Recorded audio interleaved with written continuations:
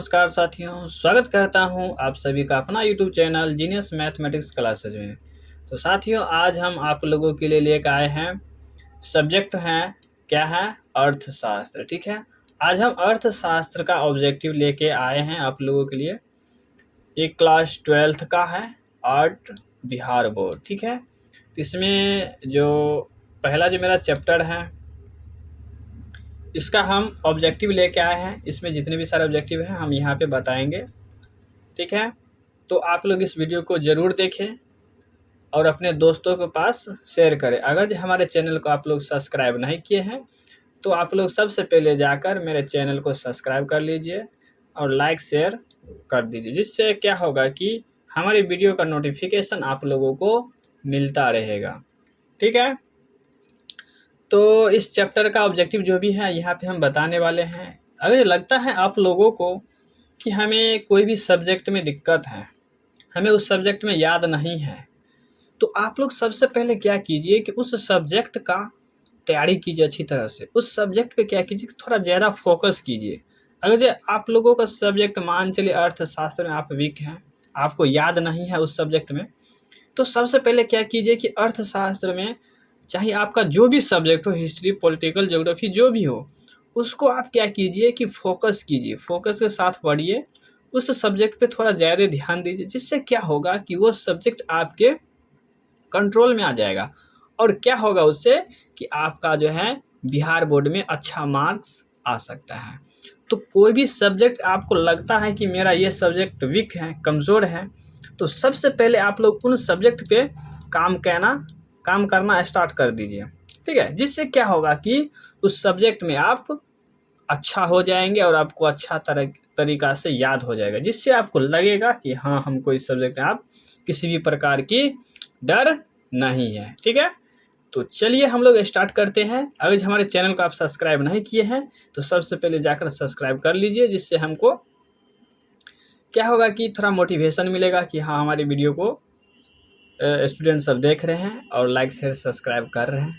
तो हम और जोश और उत्साह के साथ आप लोगों के लिए बहुत ही अच्छे अच्छे ऑब्जेक्टिव और सब्जेक्टिव लेके आएंगे। ठीक है, तो चलिए हम लोग स्टार्ट करते हैं। पहला मेरा चैप्टर है। ठीक है दोस्तों, यहाँ पे ध्यान दीजिए कि पहला क्वेश्चन क्या दिया हुआ है। अंग्रेजों का शब्द मैक्रो ग्रीक भाषा के शब्द मैक्रोज से लिया गया है, जिसका अर्थ है, इसका अर्थ क्या होता है। यहाँ पे ऑप्शन नंबर ओ में दिया है सूक्ष्म, ब में क्या दिया है व्यापक, स्व में क्या दिया है व्यक्तिगत, और दो में क्या दिया है इनमें से कोई नहीं। तो आप लोग बताइए कि इसमें ऑप्शन क्या होगा। तो ऑप्शन नंबर ओ नहीं होगा, सूक्ष्म नहीं होगा, ऑप्शन नंबर स्व नहीं होगा, व्यक्तिगत नहीं होगा, और ऑप्शन नंबर दो भी नहीं होगा। तो क्या होगा, ऑप्शन नंबर ब हो जाएगा व्यापक। तो हमारा ऑप्शन क्या होगा ब। ठीक है, व्यापक। अंग्रेजों का शब्द मैक्रोज ग्रीक भाषा के शब्द मैक्रोज से लिया गया है, तो जिसका अर्थ क्या है व्यापक है, जिसका अर्थ क्या है व्यापक। चलिए अगला क्वेश्चन क्या कहता है, 2 नंबर कहता है कि समष्टि अर्थशास्त्र की निम्नलिखित में से कौन सी विशेषताएं हैं। समष्टि अर्थशास्त्र की निम्नलिखित में से कौन सी विशेषताएं हैं। तो ऑप्शन नंबर ओ में क्या दिया हुआ है, समष्टि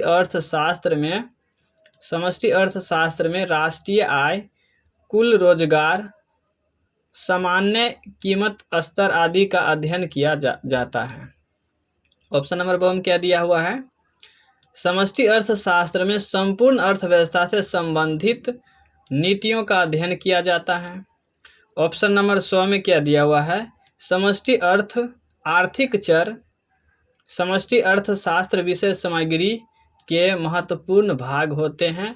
और ऑप्शन नंबर 2 में क्या दिया है, उपयुक्त में से सभी। ठीक है, तो आपका इसमें से क्या कौन सा आंसर होगा, ऑप्शन ओ या ऑप्शन ब होगा या ऑप्शन 100 या ऑप्शन 2। तो इनमें से आपका क्या आंसर हो जाएगा बताइए। तो याद होगा तो आप लोग कमेंट करके बताइए तो क्या होगा। तो इसका आंसर हो जाएगा सभी। इनमें से क्या होगा, सभी इसका क्या है आंसर होगा। ठीक है, चलिए अगला क्वेश्चन क्या कहता है।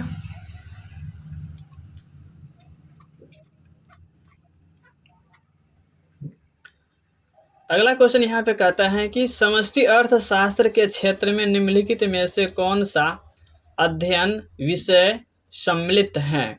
तो ऑप्शन नंबर ओ में दिया है आय एवं रोजगार सिद्धांत, ऑप्शन नंबर बो में दिया है सामान्य कीमत स्तर पर मुद्रास्फीति का सिद्धांत, ऑप्शन नंबर 100 में दिया है व्यापार चक्रों का सिद्धांत, ऑप्शन नंबर 2 में दिया है उपर्युक्त सभी।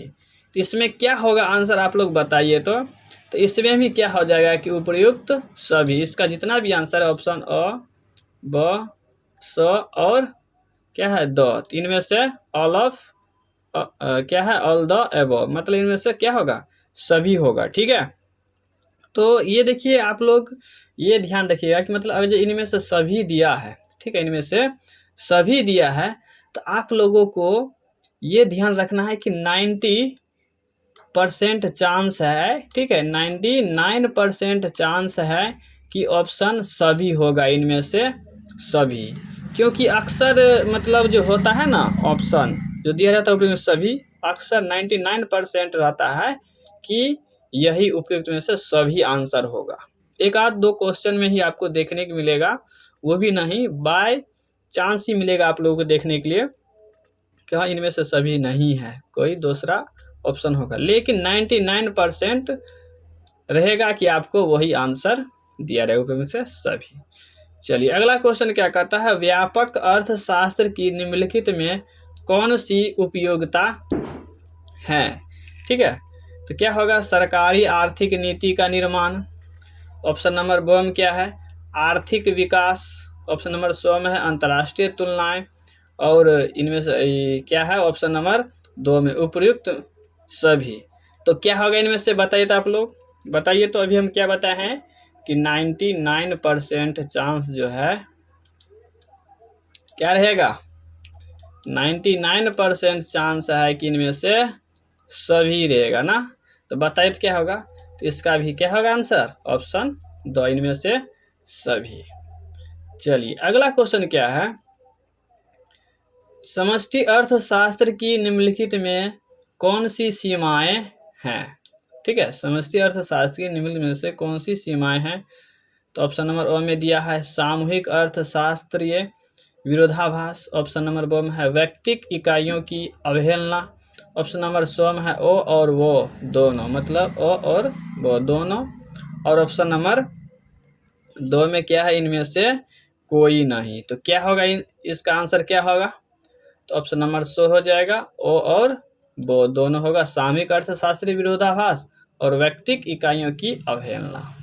चलिए अगला क्वेश्चन क्या कहता है 6 नंबर समष्टि अर्थशास्त्र के अध्ययन का विषय है क्या है राष्ट्रीय आय का सिद्धांत, उसके बाद है उपभोक्ता का सिद्धांत, 100 नंबर क्या है उत्पादक का सिद्धांत, और इनमें से क्या है 2 नंबर में इनमें से कोई नहीं। तो छठा का आंसर क्या हो जाएगा ऑप्शन अ हो जाएगा राष्ट्रीय आय का सिद्धांत। चलिए अगला क्वेश्चन क्या कहता है 7 नंबर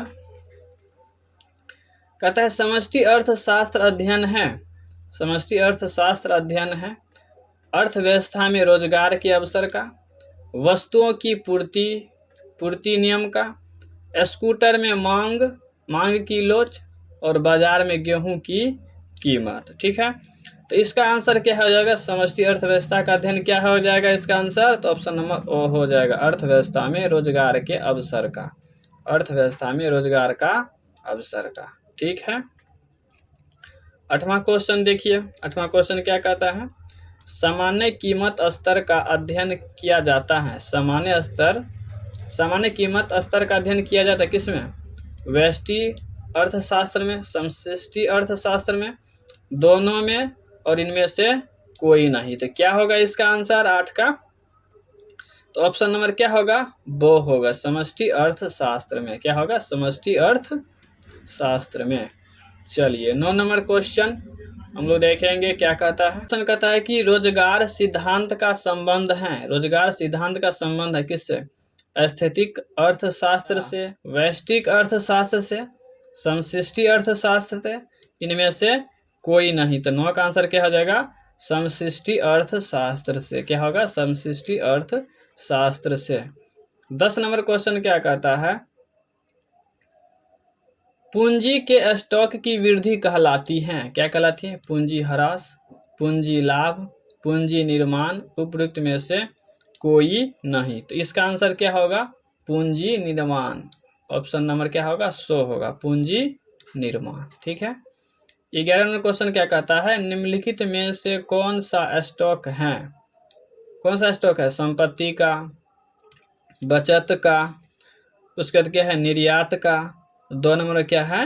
लाभ का। तो 11 का आंसर क्या हो जाएगा इसमें से बताइए तो आप लोग। इसमें आंसर जो हो जाएगा संपत्ति का। ठीक है, क्या होगा? संपत्ति का। ओके, चलिए 12 नंबर क्वेश्चन क्या कहता है? समष्टि अर्थशास्त्र अध्ययन करता है। समष्टि अर्थशास्त्र अध्ययन करता है पूर्ण रोजगार, समग्र की कीमत स्तर, सकल राष्ट्रीय उत्पाद, और 2 नंबर क्या है? उपरोक्त में से सभी। ठीक है, तो 12 का आंसर क्या होगा? आप लोग कमेंट में बताइए तो। आप लोग फटाफट कमेंट करके बताइए तो। अभी हम बताएं एक ट्रिक बताए हैं ना, एक लॉजिक बताएं आप लोगों के लिए। क्या बताए हैं? अगर जो उपयुक्त में से सभी है तो 99% चांस है कि उपयुक्त में से सभी वाला ही जो ऑप्शन है वो सही होगा। तो इसका भी आंसर क्या है? उपयुक्त में से सभी। ठीक है, चलिए 13 नंबर क्वेश्चन क्या कहता है? समष्टि अर्थशास्त्र के अंतर्गत निम्न में से किसका अध्ययन किया जाता है?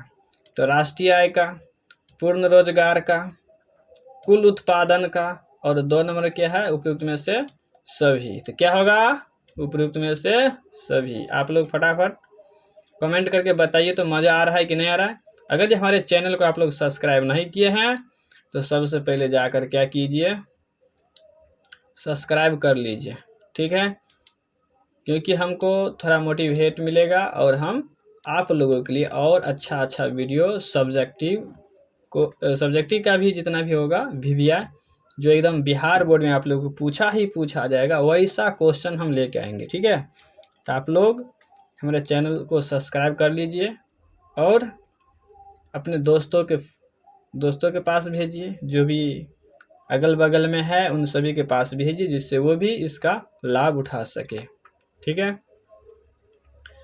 चलिए अगला क्वेश्चन क्या कहता है? समष्टि अर्थशास्त्र में अध्ययन किया जाता है क्या है? ऑप्शन नंबर 1 में व्यक्तिक आर्थिक इकाइयों का, समग्र आर्थिक इकाइयों का, व्यक्तिक इकाइयों तथा समग्र दोनों का, और 2 नंबर में क्या है? जलवंत समस्याओं का। तो ऑप्शन नंबर क्या हो जाएगा इसमें? 14 का आंसर क्या होगा बताइए तो। 14 का आंसर क्या होगा? ऑप्शन नंबर 100 होगा। क्या है? व्यक्तिक इकाइयों तथा समग्र दोनों का। समष्टि अर्थशास्त्र में अध्ययन किया जाता है तो किसका? व्यक्तिक इकाइयों तथा समग्र दोनों का। ठीक है, चलिए क्वेश्चन नंबर 15 क्या कहता है? स्टॉक के अंतर्गत निम्नलिखित में से कौन शामिल है? तो मुद्रा का परिमाप, धन, गोदाम में रखे गेहूं की मात्रा, और क्या है? उपयुक्त में से सभी। तो बताइए तो क्या होगा आप लोग? तो आप लोग को बता दिए है ना, क्या होगा आंसर इसका? उपयुक्त में से सभी। तो बताइए ये वीडियो कैसा लगा आप लोगों को, कमेंट करके बताइए आप लोग। अगला क्वेश्चन है 16 नंबर, कहता है प्रवाह के अंतर्गत निम्नलिखित में से कौन शामिल है? उपभोग, उसके बाद क्या है? निवेश, उसके बाद आगे देखते हैं हम लोग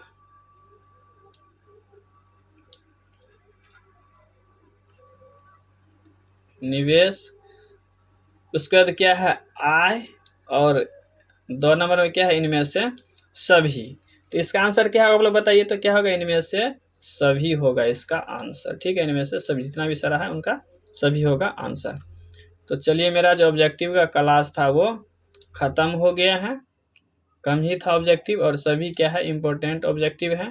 आप लोग ज़रूर अपने फ्रेंड के पास भेजें और हम आप लोगों के लिए और अच्छा खासा ऑब्जेक्टिव सब्जेक्टिव का वीडियो लेके आएंगे, जिससे आप लोगों को बिहार बोर्ड में जो पूछा जाता है वो वैसा टाइप का हम क्वेश्चन लेके आएंगे, समझे।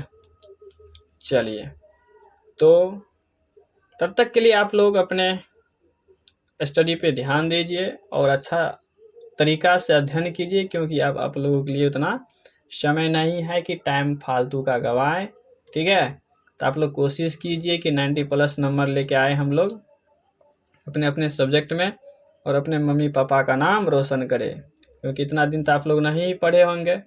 इसलिए अब जितना ही 2-3 महीना बचा हुआ है, कोशिश कीजिए कि आप लोग अच्छी तरीक़ा से उसको फॉलो करें, रूटीन बनाइए और अध्ययन कीजिए अच्छी तरीक़ा से।